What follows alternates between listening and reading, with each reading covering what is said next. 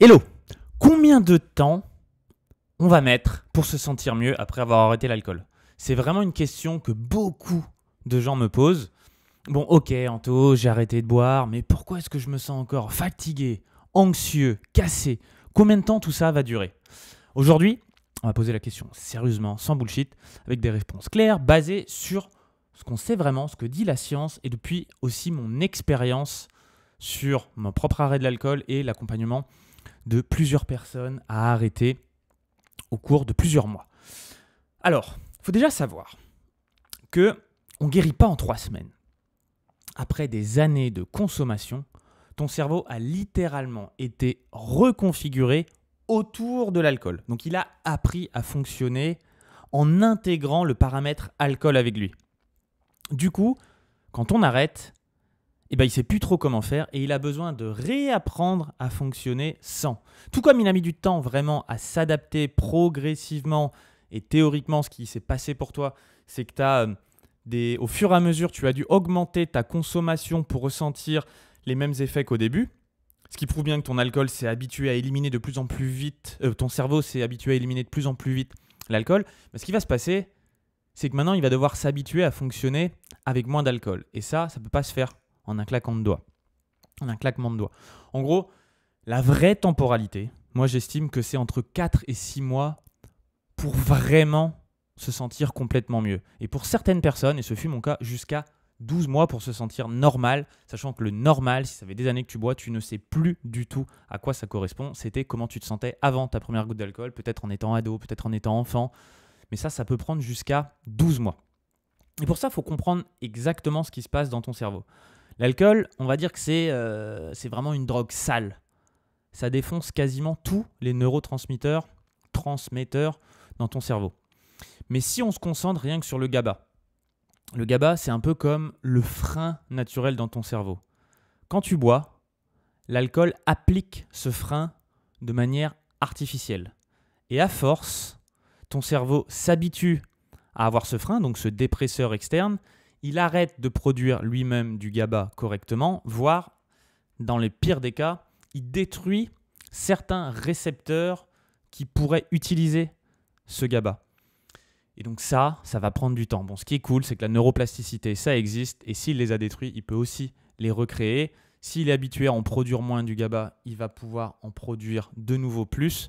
Mais en gros, ton cerveau va devoir réapprendre à utiliser ces neurotransmetteurs au fur et à mesure, en reproduire naturellement là où ils n'en produisaient plus ou en produire de toute façon un petit peu plus.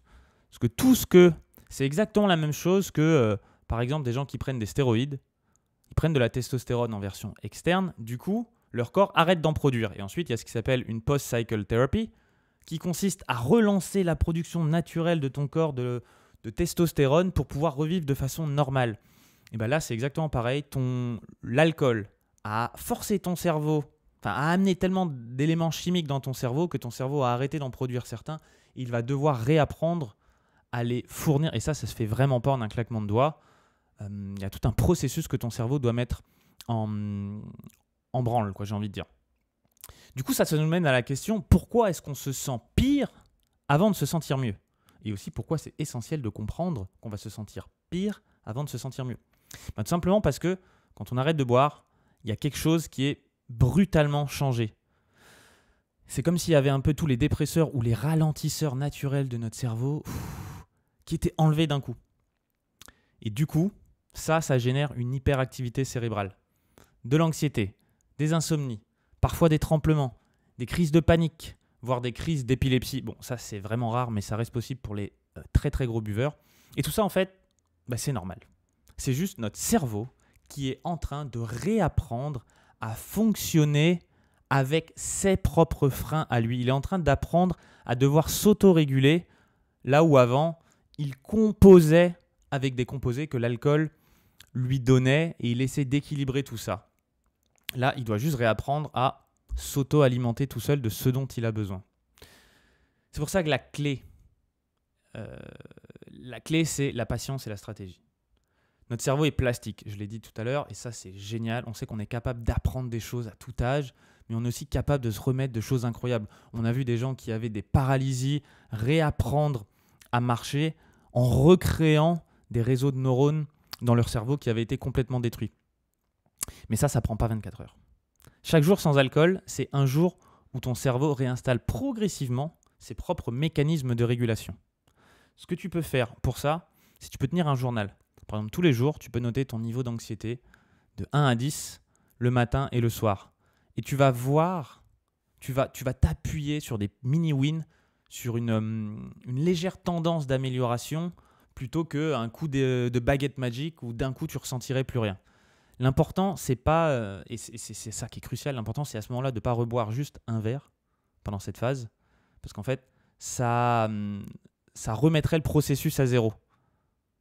Tu vois, chaque jour, tant qu'on est dans la phase de sevrage, chaque jour où tu te dis allez juste un petit verre, non en fait, ça réinitialise le fonctionnement de ton cerveau en mode alcool avec un seul verre. Il faut juste prendre conscience qu'en fait, tu n'avais pas besoin d'alcool pour être heureux avant de commencer à boire, ça, premier point.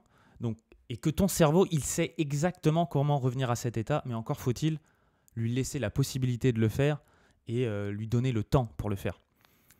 Et te noter tous les jours que chaque jour sans alcool, c'est en fait comme une victoire biologique, psychologique et chimique sur ton cerveau. Et quelque part, il y a un truc plus grand que nous qui se joue, d'accepter que je me reprogramme sans effort avec chaque jour sans alcool en plus. En gros, de faire confiance à une qualité toute humaine de notre propre neuroplasticité. Tu n'as pas eu à réfléchir pour avoir le cerveau que tu as. Tu es né, tu as grandi, et puis là, paf, aujourd'hui, à l'âge que tu as un cerveau qui est capable de tout un tas de choses. Tu n'as pas eu besoin de le forcer, ça. Ça se fait tout seul quand on donne les éléments naturels. Notre cerveau, notre corps, la vie trouve toujours un chemin. Et il en va de même pour un cerveau dont la neuroplasticité a été atteinte par l'alcool. Il est capable de se reconstruire. On est tous sur ce chemin. À partir du moment où tu as eu un moment de ta vie où tu buvais beaucoup d'alcool, eh ben, sache que même si c'est peu, tu as tout à gagner à laisser une longue période de temps à ce que ton cerveau retrouve son processus naturel. Et crois-moi là-dessus, la liberté, elle est bien meilleure que celle de n'importe quel verre que tu pourrais obtenir. Allez, j'ai envie de te laisser avec quelques punchlines que je me suis notés là. Ton cerveau, il n'est pas cassé quand tu arrêtes de boire de l'alcool. Il est juste en convalescence. Et comme tout malade ou comme toute personne en convalescence, il faut lui laisser le temps, quoi.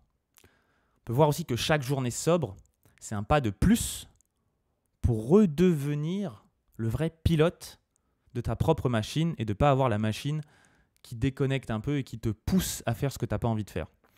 Et le gros piège là-dessus, c'est pour ça que j'ai parlé de patience et de vouloir aller trop vite. La victoire, c'est de tenir assez longtemps pour que ton cerveau fasse exactement ce qu'il a à faire naturellement. Si tu veux faciliter ce processus et que ça aille plus vite, j'ai créé un challenge de 5 jours.